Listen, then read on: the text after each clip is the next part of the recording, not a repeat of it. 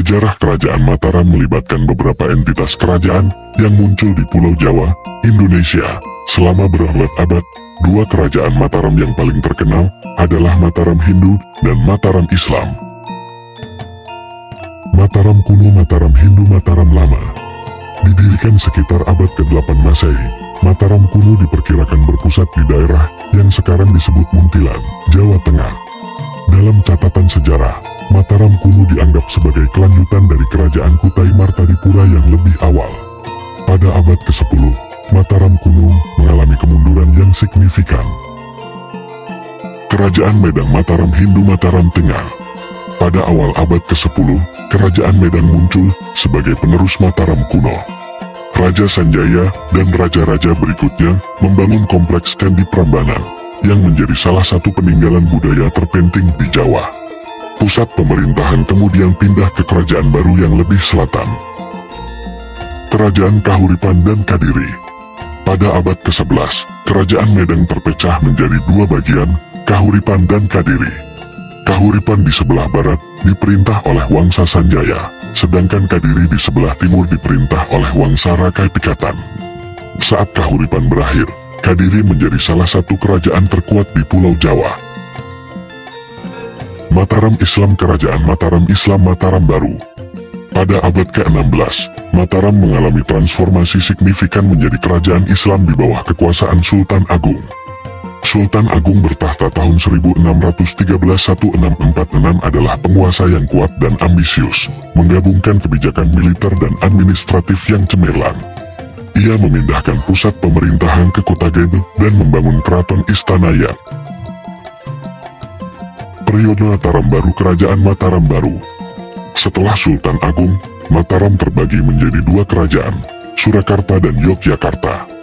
Surakarta Kasunanan. Surakarta dan Yogyakarta Kasultanan. Yogyakarta Hadiningrat muncul setelah perjanjian Giyanti pada tahun 1755. Masing-masing kasultanan memiliki penguasa sendiri dan terus berlanjut hingga masa kemerdekaan Indonesia.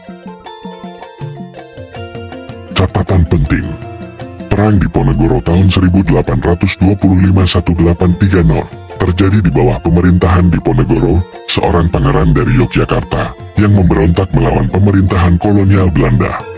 Kerajaan Mataram sebagai kekuasaan kesultanan, meskipun berfokus pada kerajaan Hindu dan Islam, Mataram mencerminkan kontinuitas budaya dan politik di Jawa dan menjadi basis untuk pembentukan kesultanan di pulau tersebut.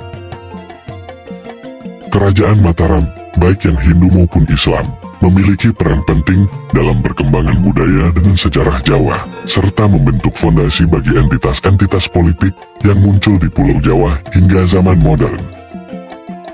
Sejarah terbentuknya Kerajaan Mataram melibatkan beberapa tahapan dan transformasi dari kerajaan Hindu hingga kerajaan Islam di Pulau Jawa. Berikut adalah rangkuman sejarah terbentuknya Kerajaan Mataram. 1. Mataram kuno abad ke-8 Masehi. Mataram kuno diyakini didirikan sekitar abad ke-8 Masehi dan berpusat di daerah yang sekarang dikenal sebagai Muntilan, Jawa Tengah. Kerajaan ini dianggap sebagai kelanjutan dari kerajaan Kutai Martadipura. 2. Kerajaan Medang abad ke-10 Masehi. Pada awal abad ke-10, Mataram kuno berkembang menjadi Kerajaan Medang. Raja Sanjaya dan raja-raja berikutnya membangun kompleks Candi Prambanan sebagai pusat pemujaan. 3. Pembagian Medang dan munculnya Kahuripan dan Kadiri abad ke-11 Masehi. Pada abad ke-11, Kerajaan Medang mengalami pembagian menjadi dua bagian, Kahuripan di barat dan Kadiri di timur.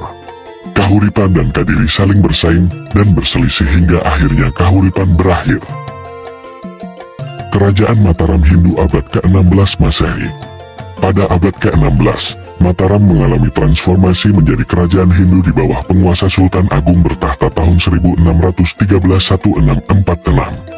Sultan Agung memindahkan pusat pemerintahan ke kota Gede dan membangun keraton yang megah. 5. Periode Mataram Islam abad ke-17 Masehi. Transformasi besar terjadi pada abad ke-17 ketika Mataram beralih menjadi kerajaan Islam. Sultan Agung dan penerusnya, Sultan Amangkurat I dan Sultan Amangkurat II, menghadapi tantangan politik dan konflik dengan kolonial Belanda. 6. perpecahan, dan pembagian abad ke-18 Masehi. Setelah Sultan Agung, Mataram terpecah menjadi dua bagian, Surakarta dan Yogyakarta, melalui perjanjian Giante pada tahun 1755. Surakarta Kasunanan Surakarta dan Yogyakarta Kasultanan Ngayogyakarta Hadiningrat muncul sebagai dua entitas berdaulat dengan penguasa sendiri. 7. Perang Diponegoro abad ke-19 Masehi.